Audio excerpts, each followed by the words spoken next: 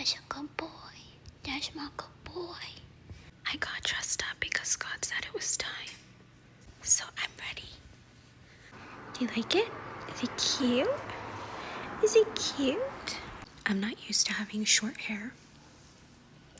So right now that it's growing, it's like all in my face. So I clip it back so that it's not all in my face. Good morning. Happy Saturday. Everyone's still sleeping. This is what we're going with today. I have to make my bed and clean up my ottoman, and then we're gonna go to the car. I'm here. So I go where God tells me to go. And this morning I woke up from a dream. I heard a doorbell ring. And I was like, it's time. So I got dressed up, put on a cute dress, and I'm here. And on my way here, I saw constructions, like homes being built, and it said new homes. And I just thought, God is preparing my new home. And then as I was driving up the hill, I looked to my left and it said masterpiece. I started crying because I know that's how God sees me. His story for my life is a literal masterpiece. I could not have done this myself. As I was continuing up the hill, I saw a sign that said independent construction. And I started laughing because I thought this whole thing was independently constructed, right? Because there was no hands in my life. There was no one in my life helping me construct all of it. It was me and God, right? So here in the world, it can look like an independent experience, right? It can look like an individual experience. When really, it's all God. It was all God's doing. I'm gonna come here. I'm gonna pray over my future, over all that God is doing in my life and how He's prepared me and how I'm His masterpiece and how we've been working so hard to get to this place. And I feel so ready, right? Like I know in the past seasons, although I had a lot of desires for myself, for my life, for my future, I felt like I wasn't ready. I was like, God, no, take everything you want to give me back. I can't. And my goodness, did He take everything back. And I had to grow. I had to grow and I had to become the woman that God called me to be, because life is an incredible journey of hills and valleys, and we are never alone in those seasons, whether we're on the mountaintops or whether we're at the lowest point of our life, wanting to leave the earth before our time. But God is worth the wait. And if you're at a low point in life, if you've lost it all, I'm here to tell you on the mountaintop that the journey is worth it. The hard days. The days where you feel like no one cares. The day where no one is there. The days where no one is there. The days that feel lonely and long and hard. All of those things. In the midst of all of those things, God is with you. And He is loving on you in ways that you cannot comprehend in that moment, right? Because you are so depleted and so lost that it could feel like God isn't even real. God isn't here. A loving God would not let me feel this way. A loving God would not have taken everything from me. And whether it was because of bad decisions or because sometimes life just takes things away from us, God is there with you. And He wants to give you everything back, but so much better. But you have to give Him permission. God will not force His hand on your life. He will wait for you to say, God, I'm ready.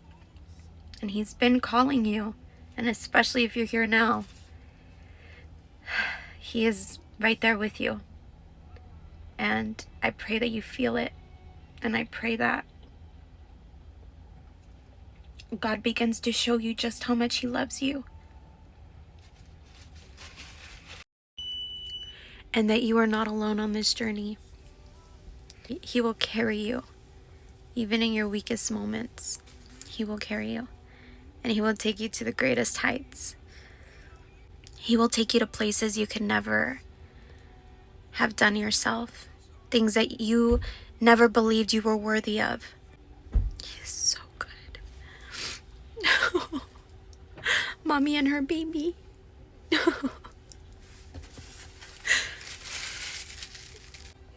I'm gonna pray in private with God, and then we'll get into the first chapters of Job together. I love you very much.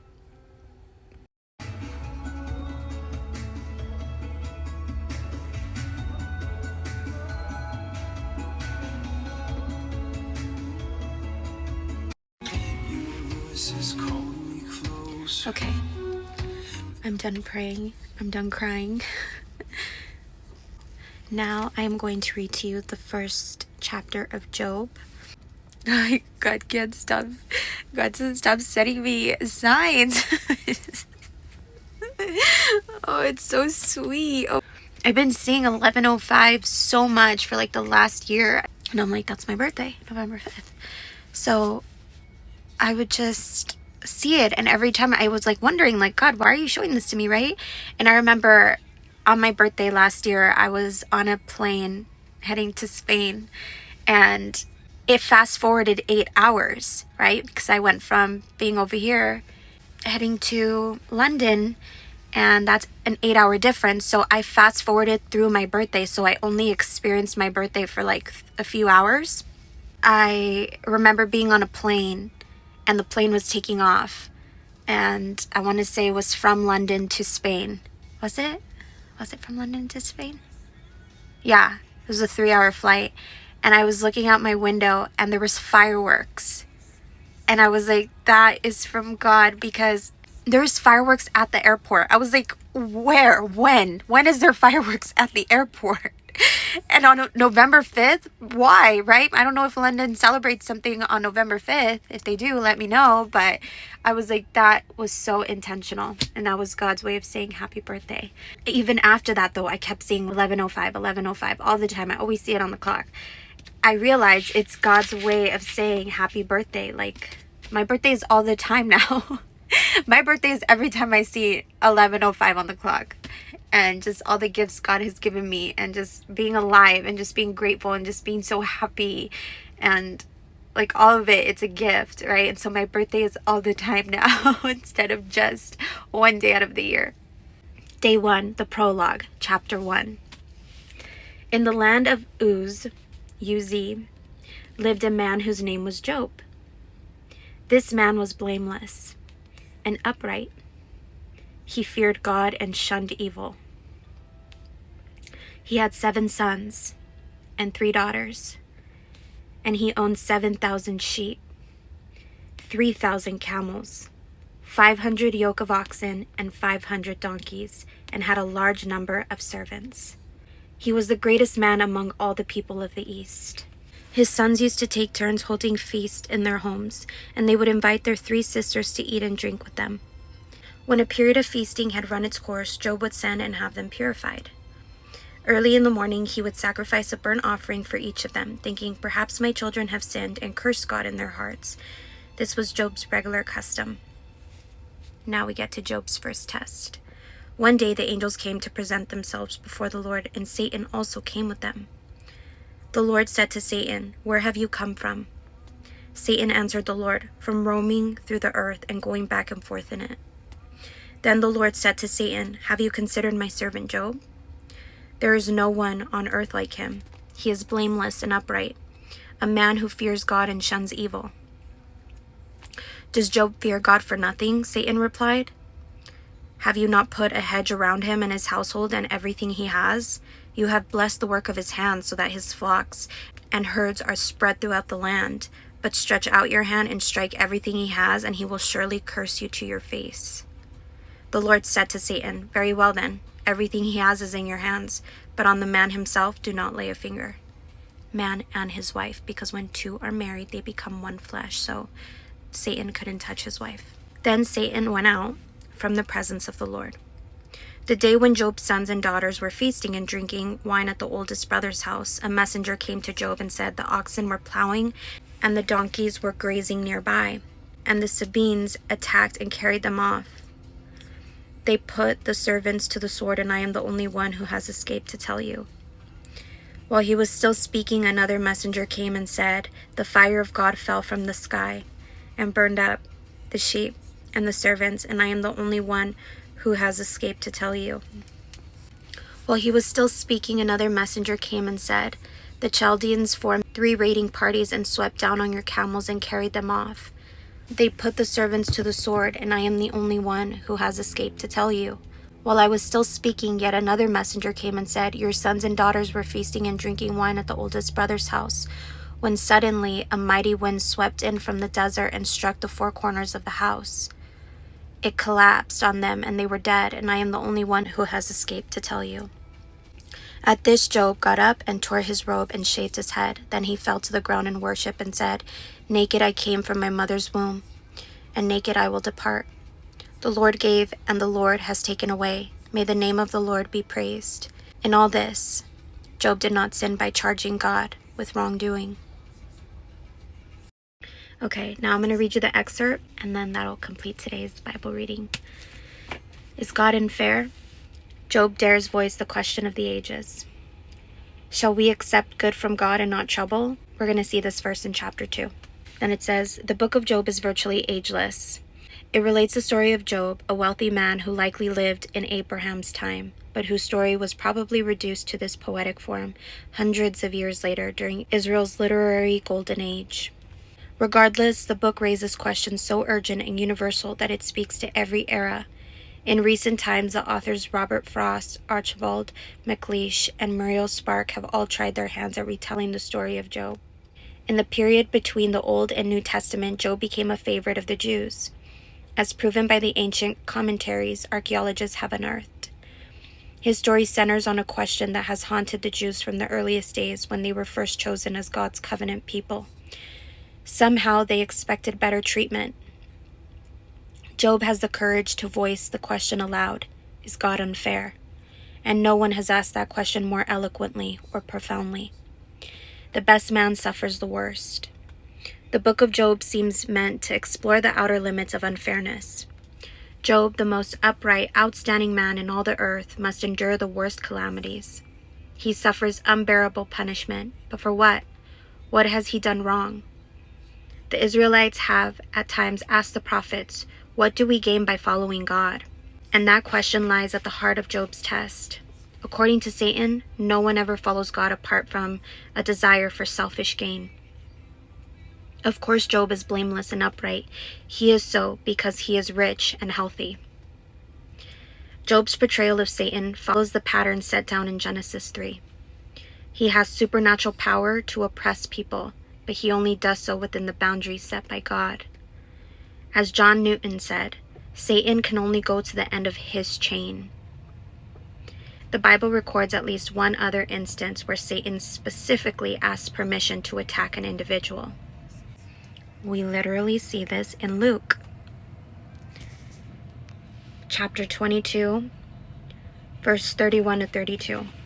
The result of this cosmic test rests suspensefully on the response of a devastated and miserable man. Will Job stay faithful to God, regardless of his circumstances? Will he believe in a God of justice, even when life seems grotesquely unfair? And that completes today's Bible reading. This is the story we are going to embark on. So remember, the first few chapters, it's 42 chapters, and the first few really paints the story of why Job is about to go into the darkest mental state that a human being can go through, right? And in the most poetic way, we will get a glimpse of all that Job went through and all that you may be going through, all that I have been through. There's definitely suffering in this world, but God is there. He is there through it all. And his hope is for you to trust in that, even in the midst of everything pointing against it, to stay looking toward him because He already has it all figured out. God bless you and be with you today and every day, forever and ever. Amen. God bless you. Bye. I'm driving down Etowanda in Rancho, and this place, my goodness, the houses on this street near the mountain, they are huge and gorgeous and beautiful. God's like, your house is going to be bigger than that. And I believe it in faith. For His glory, not for mine. Think too much about it all. You know when God just keeps sending you signs and you're like, you're just like, God, I love you so much. Oh my God. There's another sign. There's literally a church called Heroes Church. Heroes Church in Fontana, Mango Avenue. And it has 5 stars. 5 stars, 14 reviews. That is so sweet. Love it. God is good. He is faithful. And like, I've lived in Bloomington my whole life. Born and raised, except minus some years that I went to San Francisco. And then I lived my senior year in Fresno, California. So I've lived in Bloomington my whole life. And I did not know that there was a church called Heroes Church, literally in my town. I mean, it's Fontana, right? But still, it's like my neighbor. Okay, so yeah. Heroes Church. We're like heroes out here, you know? Okay, love you guys. Bye.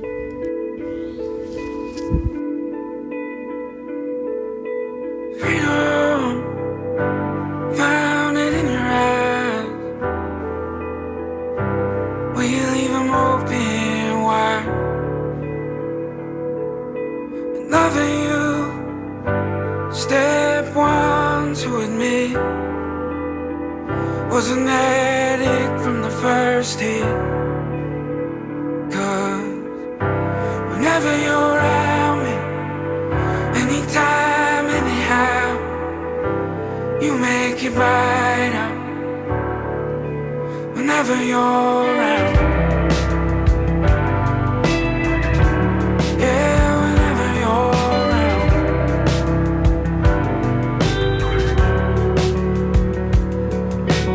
Holding out like the sun for the moon. Dawn, I'll follow you like a wildlife in the hills of LA. No escape ever at a place, but whenever you're around me, anytime, anyhow, you make it brighter. Oh yeah, whenever you're around me, anytime, anyhow, you make it brighter. Whenever you're around in this cold